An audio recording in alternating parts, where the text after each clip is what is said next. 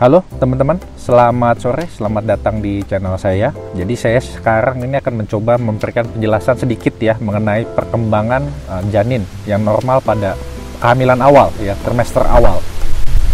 Aduh, anginnya.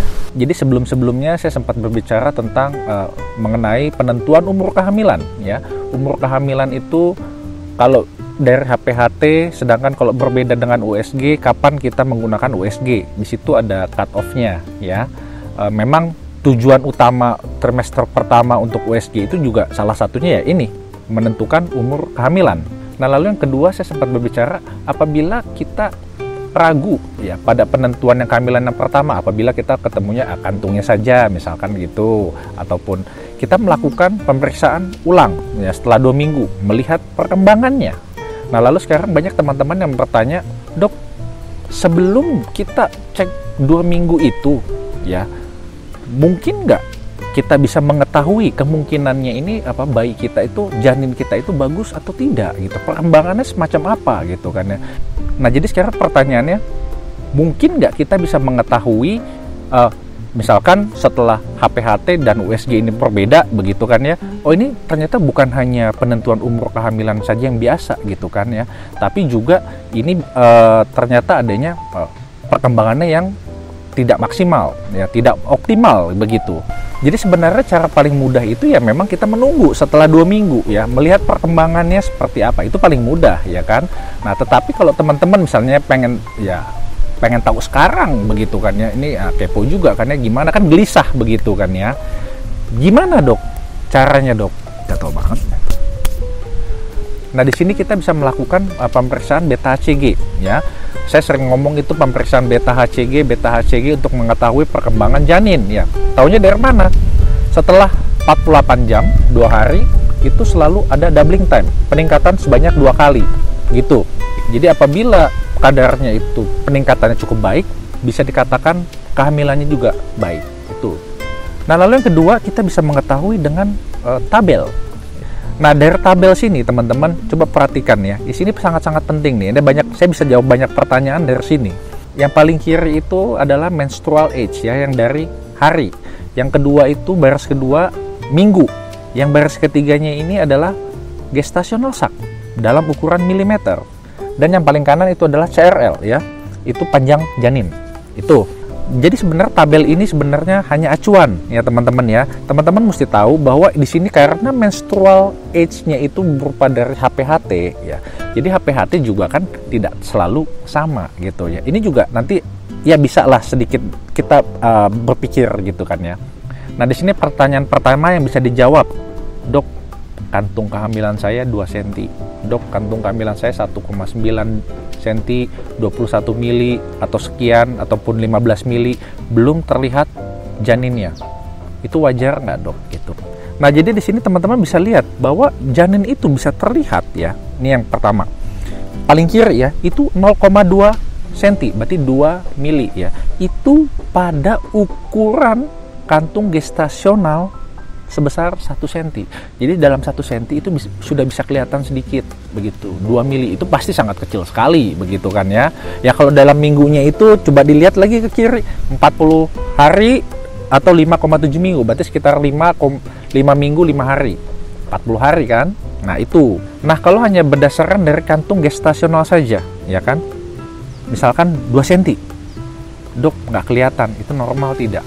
Nah, di sini kita bisa lihat nih, baris ketiga teman, 1, 2, 3 ya, itu yang 2 cm, 20 mili, berarti seharusnya sudah kelihatan 1 cm. Itu yang normalnya, ya kan? Apabila memang belum terlihat, ya tentu itu tidak normal, ya kan? Jadi di sini teman-teman bisa melihat dari besarnya kantung gestasional itu, sudah terlihat atau belum, bandingkan di antara baris ketiga dan keempat. Itu, ya kan? Nah, sekarang ada pertanyaan lagi semacam ini. Dok, saya umur kehamilan dari HPHT 7,5 minggu dok, hampir 8 minggu gitu kan ya. Tapi dari USG kok 6 minggu ya dok ya, gitu kan. Nah, di sini teman-teman mudah sebenarnya ya, bisa memperhatikan gestational sac pada saat ini. Nah, 6 minggu itu baris kedua, teman-teman cari yang 0,6 tuh kan, itu ukurannya 12 mili. Panjang janinnya sekitar 0,3 mili. Nah, kalau misalnya itu sesuai ya teman-teman ya, kita bisa menggunakan ini. Jadi sebenarnya perlu memusingkan ini ya sebenarnya dokternya ya. Teman-teman sendiri kan juga kan, ya, tapi kan ini ya hanya untuk menjawab keresahan gitu kan ya. Nah, lalu ada juga yang bertanya semacam ini. Saya waktu itu umur kehamilan saya sekitar 5 mingguan dok, ya kan. Sudah dicek dok, ternyata betul dok, ada kantungnya. Ukurannya juga semacam itu, ya sekitar 5 mingguan lebih, hampir 6 gitu, atau 6 gitu kan ya, itu normal. Nah, lalu saya melakukan cek lagi dok, setelah 2 minggu gitu kan ya, harusnya kan sudah hampir 8 minggu kan, ya kan.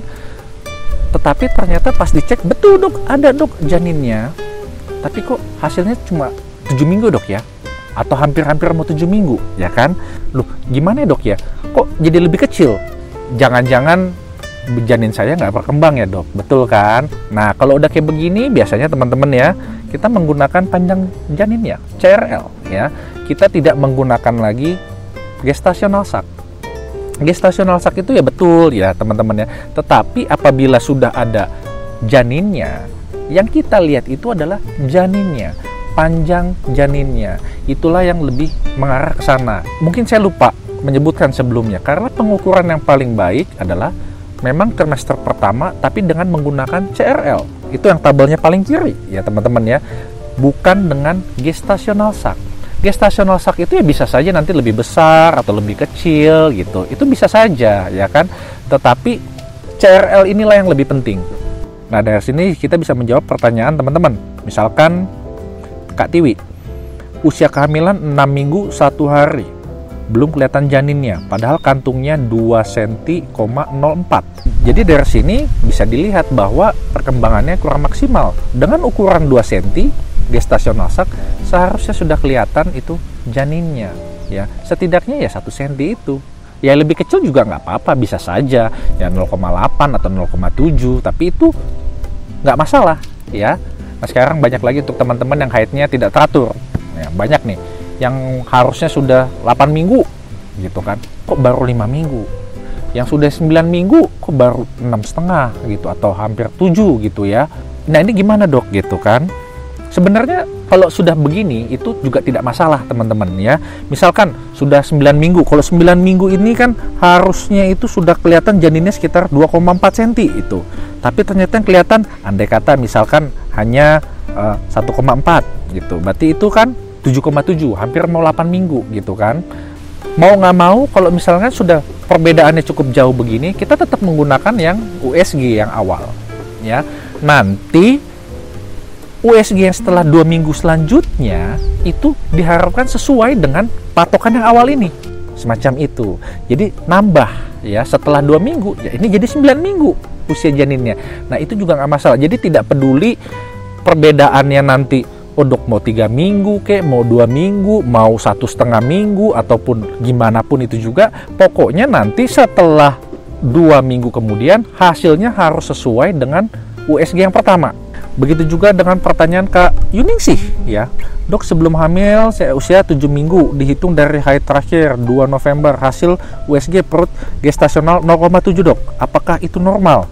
7 minggu ini tuh 7,1 mestinya kan 1 cm ya kan Kak, tapi ternyata kakak 0,7 ya kan. 0,7 ya itu sekitar 6,6 ya, beda-beda tipis lah Kak ya. Itu sebenarnya masih oke, karena HPHT dan USG yang berbeda 5 hari dalam usia kehamilan yang di bawah 9 minggu itu masih tidak signifikan, itu masih normal. Nah, untuk tahu ini signifikan atau enggak, itu seperti yang saya bilang tadi, teman-teman bisa nonton video yang tadi ada di sini ya, kapan kita menggunakan HPHT, kapan kita menggunakan USG.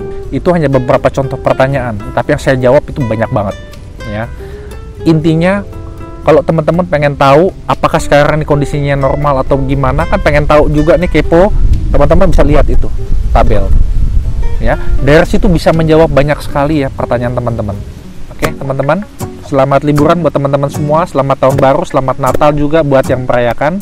Selamat datang buat teman-teman yang baru datang, semoga saya bisa menjawab pertanyaan teman-teman, tapi saya biasa jawabnya malam ya. Untuk teman-teman yang selalu mendukung saya mengucapkan banyak-banyak terima kasih. Akhir kata, saya Dr. Revenas, saya mengucapkan bye-bye. as I spend this day with you. So beautiful, kissing on a mistletoe.